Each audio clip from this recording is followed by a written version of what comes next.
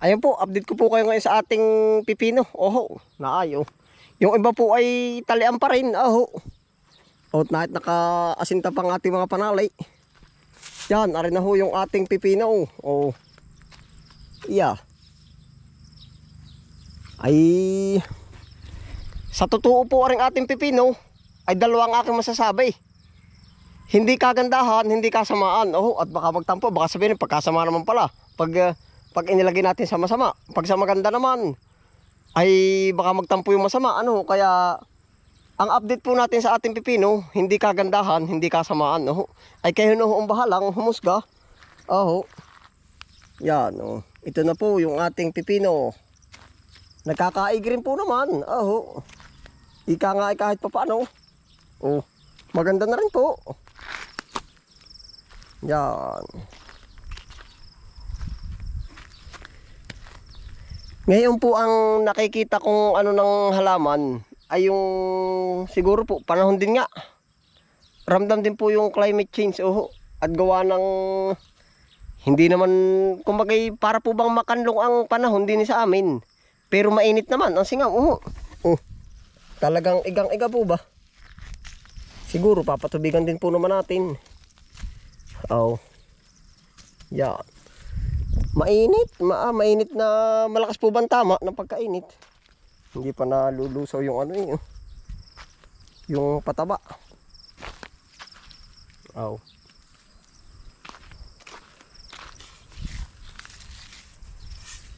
Yan na po. Kaya rin sa totoo po ay ano, kahit ari po hindi kadamihan, mapapasama sa ating ano, mapapasama sa mga biyahe natin ng gulay. Pandagdag po ba sa pa-orderin? Kung halimbawa ay sitaw, 3 kilong sitaw, 3 kilong pipino, ay di pang dispatcha na rin po natin. Yan.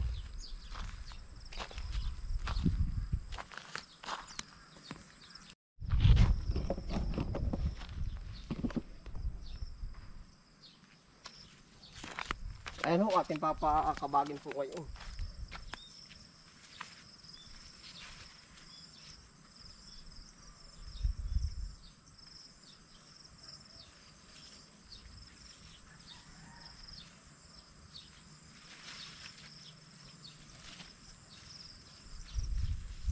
Bagong bayani, nananatamo ay luha.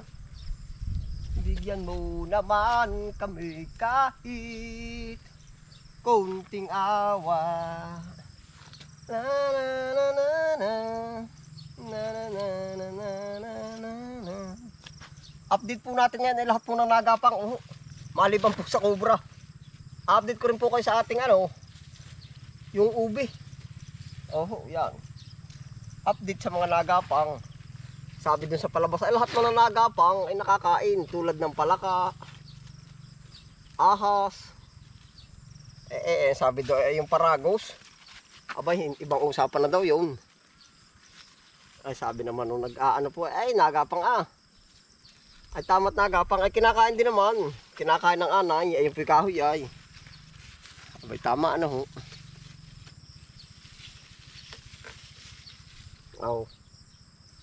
Ari po, makakatikim din naman tayo nito ng ating pipinong ari. Yung iba po parang nagbubulaklak na rin hindi lang ho kataas-taasan.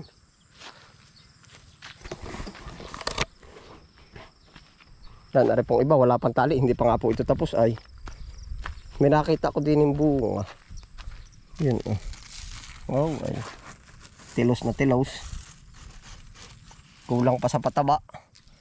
Hindi pa na-absorb po pala yung pataba. Maraming pataba ay hindi lang pala ho na-absorb. Dami pa nangangain pag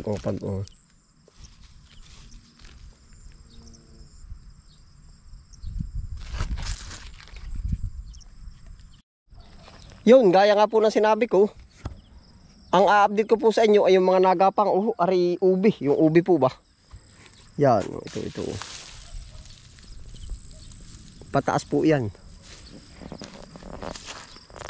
Kaya pala ako nagtataka din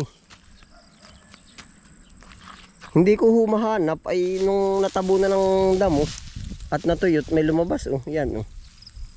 Ito hindi ko mahanap nung nakaraan. Sakit talaga may inilagay ako. Yan po ang kagandahan baga ng ubi.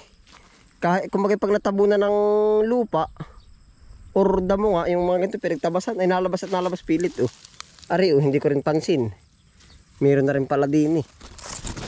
Yan yung dulo oh. Ito pa oh. Yan. Mukha po't nalabas ng kanya.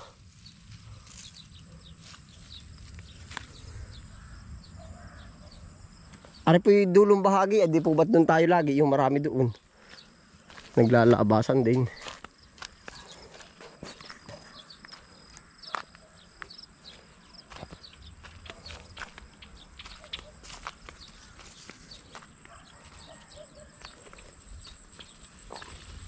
Yan, ari pa po yung iba oh.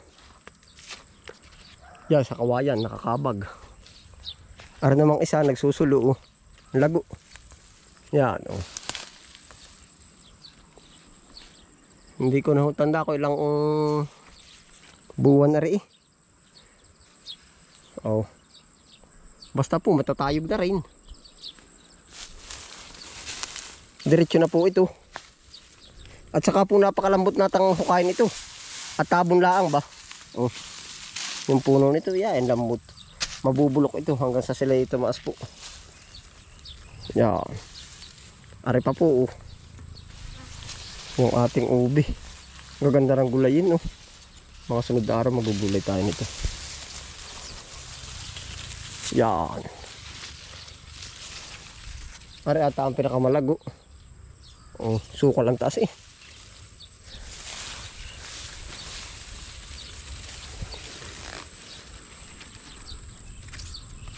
Yan, ito po oh.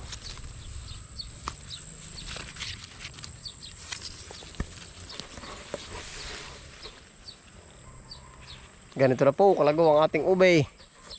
Yan oh. Tumataas na siya. Pero yung mga punuan po naman niya, alimbaga yung pinakamalago yun, tulad ho na rin. Ari malagong ari ang puno oh. Yan. Ito po.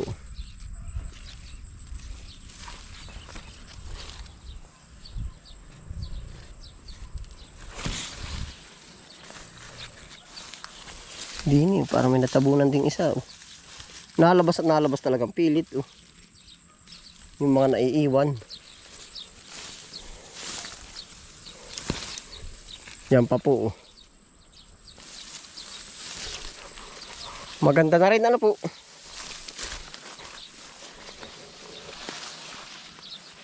Yan, lahat po yan yung ubi.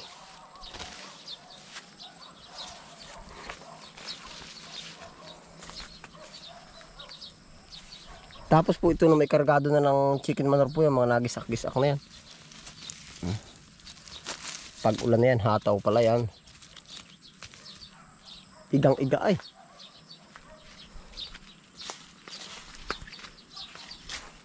Yan po, yan lahat ng kabakawayang iyan, yan po ay may kabag oh, ito. Yan na po ang kaganapan.